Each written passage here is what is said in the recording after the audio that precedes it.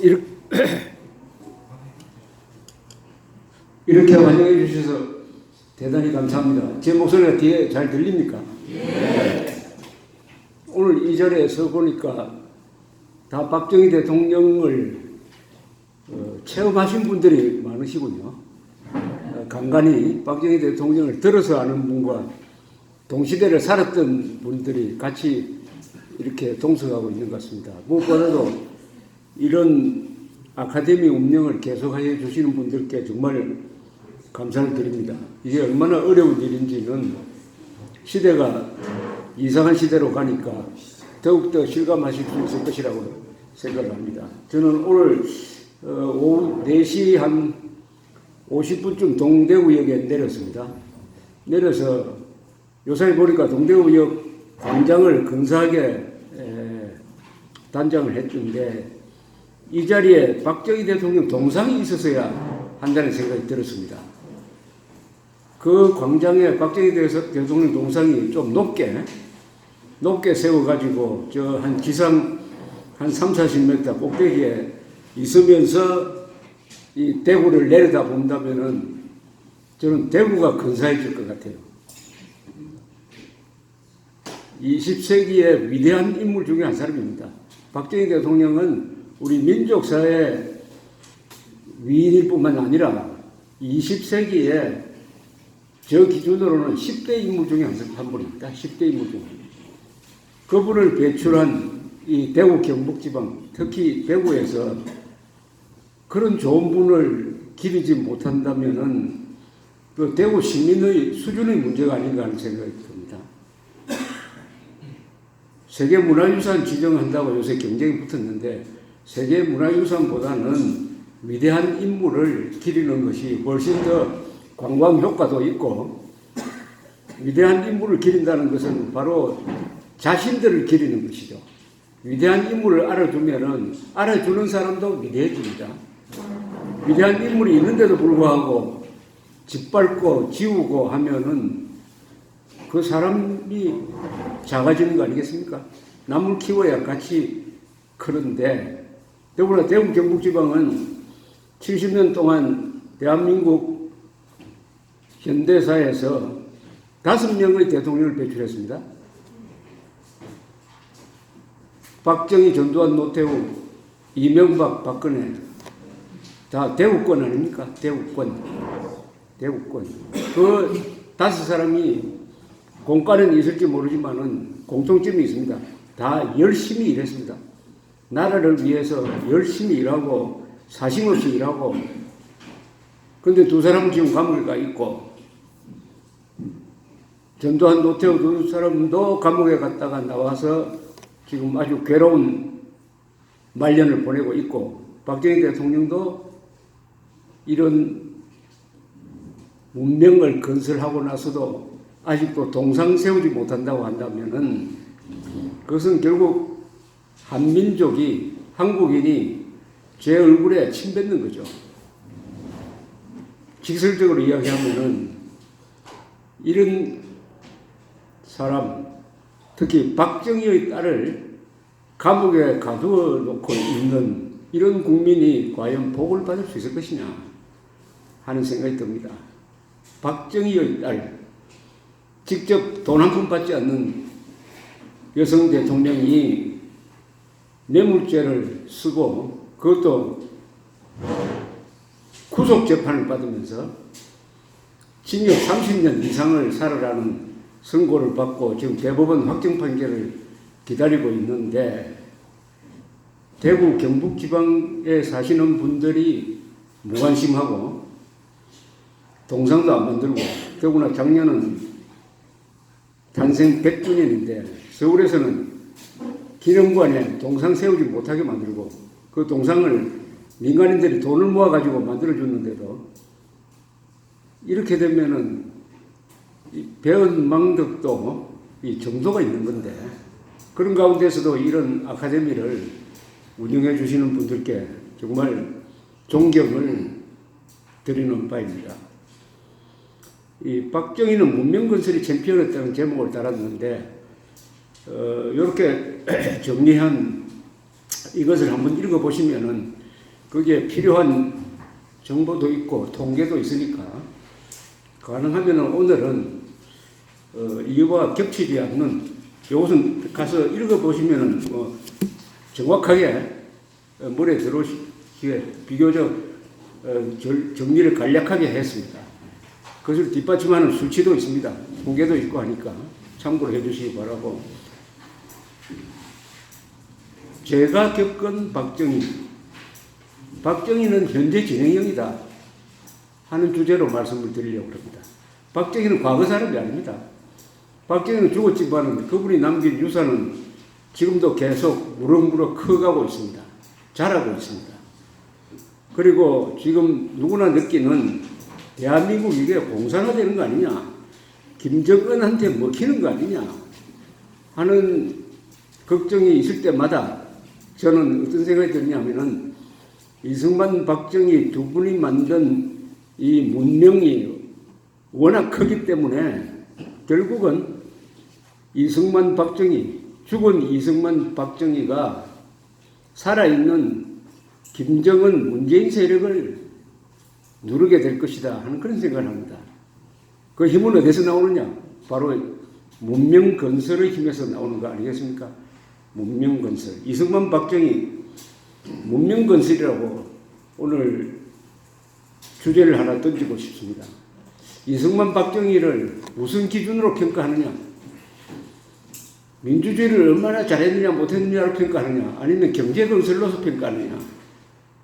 아니면은 국방으로서 평가를 하느냐? 다 맞지 않습니다. 이분들은 역사적 존재입니다.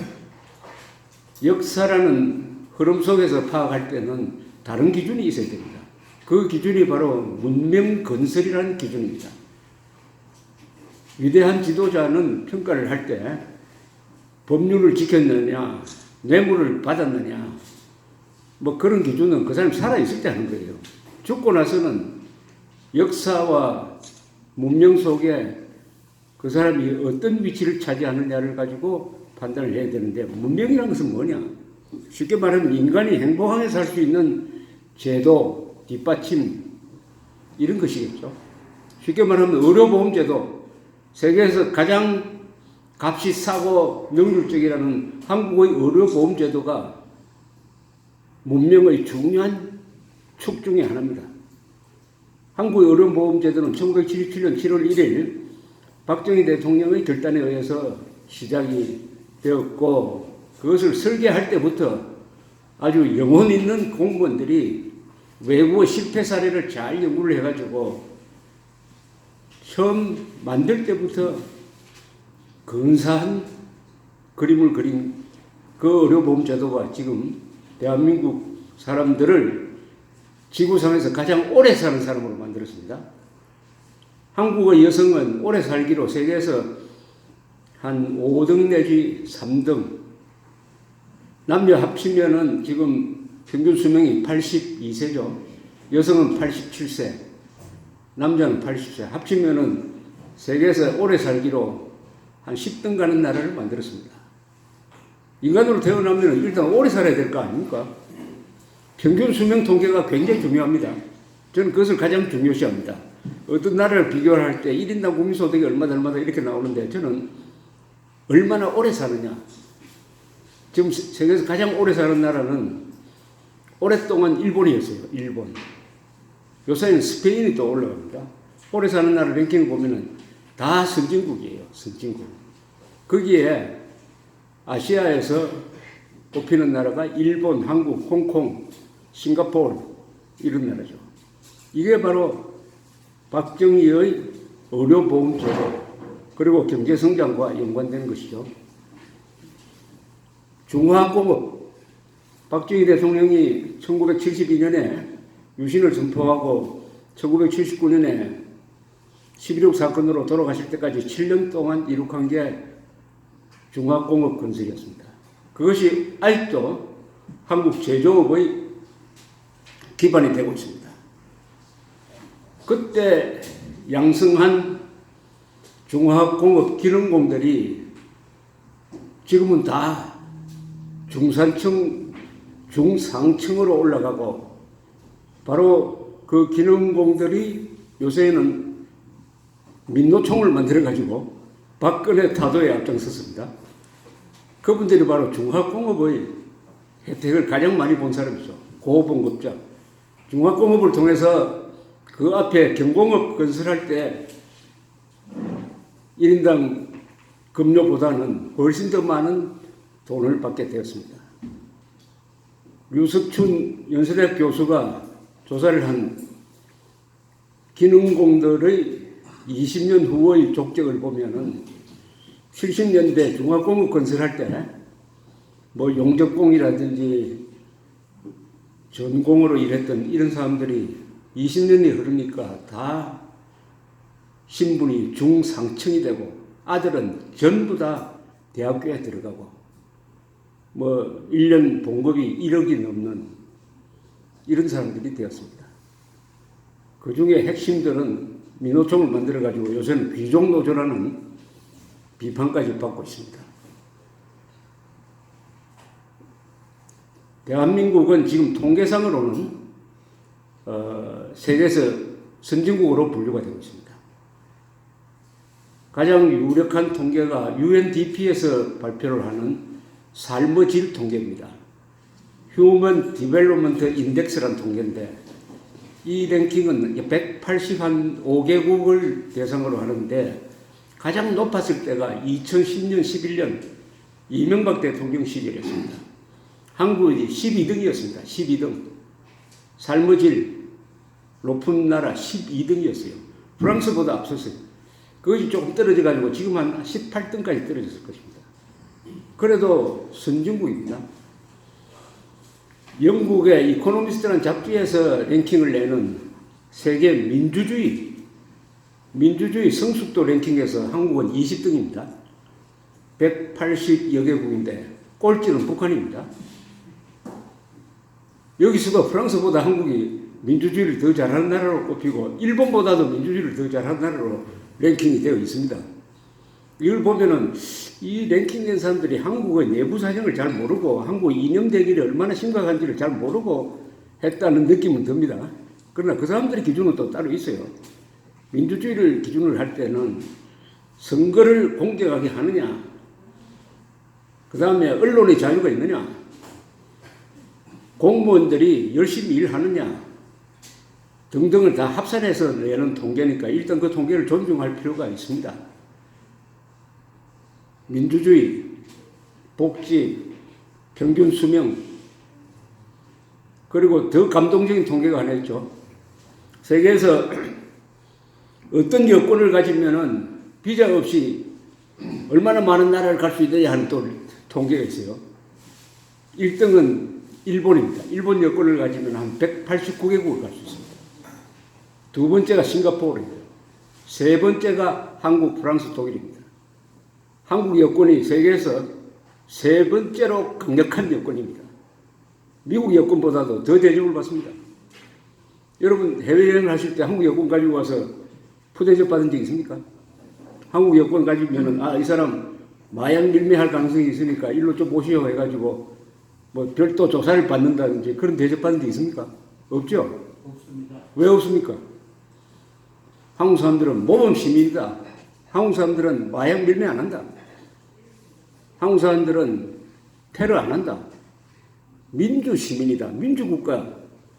민주국가의 민주 시민이니까 그런 대접을 받는 거 아닙니까? 또 잘 살고 북한과 대결하면서도 한국은 치안이 잘 유지되고 지난 65년 동안 전쟁을 막고 그게 다 문명입니다. 문명의 혜택을 그런 식으로 받고 있습니다. 문명이라는 것은 쉽게 말하면 인간이 행복하고 안전하고 고상하게 살도록 하는 각종 제도를 말하는 것입니다. 정치제도, 경제, 복지, 안보, 치안, 교육 이런 걸 다 합친 것이죠. 이걸 기준으로 이야기하면은 대한민국에서 문명건설의 챔피언은 두 사람입니다. 이승만, 박정희죠.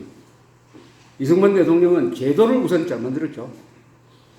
1945년에서 48년 사이 대한민국이 취할 길은 두 가지였습니다.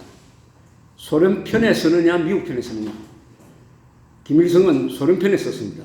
이승만은 미국 편에 썼습니다. 줄을 잘 썼어요. 줄을. 여기서 운명이 갈린 거 아닙니까? 줄을 잘 쓴다는 게 뭐냐? 외교죠. 국가 정체성이죠. 그래서 자유민주주의 시장경제, 방공체제를 나라의 기본으로 삼았습니다.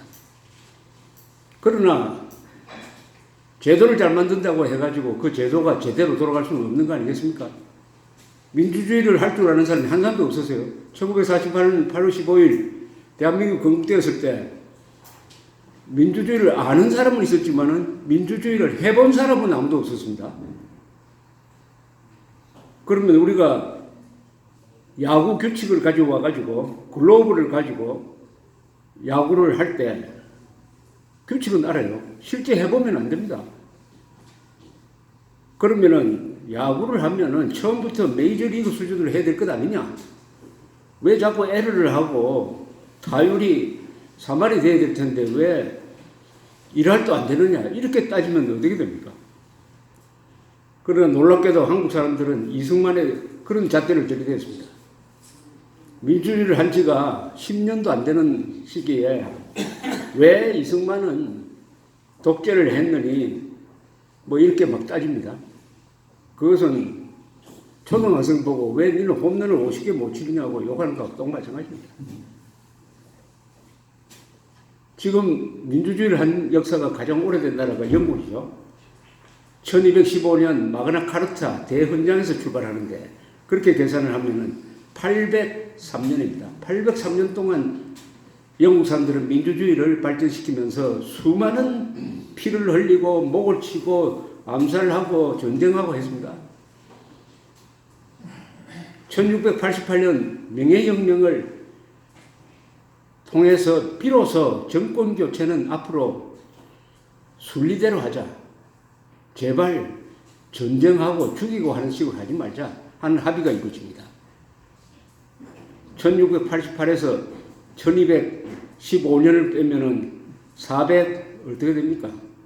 473년이죠. 470년 동안 싸우고 죽이고 하다가 보니까 이게 정권 교체를 할 때는 선거를 통해서 해야 되겠구나 하는 각성에 이르게 되는 것입니다. 473년이 걸렸어요. 가장 모범적인 영국에서. 우리가 무슨 수로 1948년 8월 15일부터 완벽한 민주주의를 하게 됩니까? 그런데 학자들은 탁성물에 앉아가지고 법조문 들이대놓고 이승만이 이런 짓은 헌법을 위반했다. 요건 나쁘다. 이런 식으로 딱딱 따져가지고 이승만을 독재자로 만들고 있습니다. 이승만이 독재자라면 링컨은 더 흉악한 독재자죠. 링컨은 남북전쟁 때 구속영장 없이 1000명 이상을 잡아넣어버렸습니다. 누가 링컨을 독재자로 합니까? 미국에서. 미국 사람들이 민주주의 좋아하지만은 민주주의보다는 국가가 더 소중하다는 것을 아는 사람입니다. 민주주의는 국가 밑에 있습니다. 아니, 민주주의를 지키기 위해서 국가를 해체하면 됩니까? 전쟁이 났는데 민주주의를 한다고 언론사는 마음대로 서게 만들고 민주주의 한다고 군대 가고 안 가겠다는 사람은 병역 기피를 허용하고 하면 그 나라가 유지가 됩니까? 어느 나라든 전쟁이 나면 독재자가 생기게 되어 있습니다. 로마에서는 전쟁이 나면 독재자를 일부러 뽑았어요. 독재자를 일부러 뽑습니다. 전쟁 기간 동안은 당신은 독재를 하라고 줍니다. 그런데 이승만은 전시에도 독재를 하지 않았어요, 사실은. 1950년대에 전쟁을 하는데도 언론 검열을 하지 않았습니다. 국회 문을 닫지 않았습니다. 그리고 1952년에는 위원장까지 뽑는 지금까지 우리나라에 있었던 선거 중에서 가장 많은 12,000명을 뽑았습니다. 민주주의를 했어요. 전쟁 중에도 민주주의를 한 사람이 이승만입니다.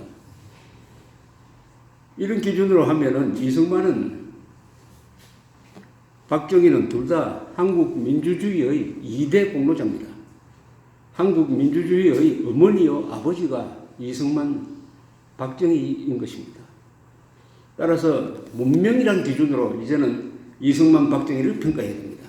그래서 제가 제목을 문명건설의 챔피언이었다. 문명건설의 챔피언이었다. 이렇게 설명을 드리는 것입니다. 20세기에 가장 위대한 지도자를 12명을 뽑는 연습을 한번 해봤어요. 20세기입니다. 20세기. 이런 기준을 정했습니다. 우선 큰 나라를 기준으로 해야 된다. 작은 나라는 일단 빼자. 두 번째, 그 성과가 지금도 남아 있어야 한다. 한때 잘했다가 도루묵된 거는 빼자. 해서 몇 사람이 모여서 20세기를 대표하는 12명의 지도자를 뽑기 시작했습니다. 우선 미국부터 시작했어요. 미국에서는 프랭클린 루즈벨트가 12년, 레이건 대통령 8년, 트루만 대통령 7년, 이 세 사람 중에 한 사람 뽑으면 된다. 일단 루즈벨트를 뽑자. 이렇게 됐습니다. 그 다음에 영국으로 가면은 2차 세계대전을 승리로 이끈 처칠, 만장일치였습니다. 프랑스는 두 번 프랑스를 살린 드골, 독일은 히틀러는 될 수 없으니까 전후에 서독을 민주국가로 재건한 아데나워, 그분의 노선에 따라서 코올이 1990년에 동독을 흡수 통일합니다. 인도, 네루, 중국은 누구냐? 모택동은 나쁜 짓을 많이 했으니까 등소평이다. 일본에도 한 사람 나와야 될 거 아니냐? 일본에는 요시다. 전후 일본을 부흥시킨 민주주의로 끌고 간 요시다 수상. 중동에도 한 사람 나와야 된다. 그러면은 터키, 오스만 터키를 터키 공화국으로 만들 때 근대화 개혁을 해서 이슬람 국가 중에서 처음으로 근대화 개혁에 성공한 근대화 개혁의 핵심은 정교 분리입니다. 정치와 종교를 분리하는 케말 파샤, 아타투르크라고 그러죠. 국부라는 뜻입니다. 그런데 남미에서 한 사람도 안 나와요. 남미에서 뽑으려고 해도 성공한 나라가 별로 없어요. 남미에서 제일 잘 되는 나라는 칠레입니다. 칠레. 그렇다고 칠레의 독재자 피노체스를 뽑기는 못하고, 그럼 남미는, 아프리카에서는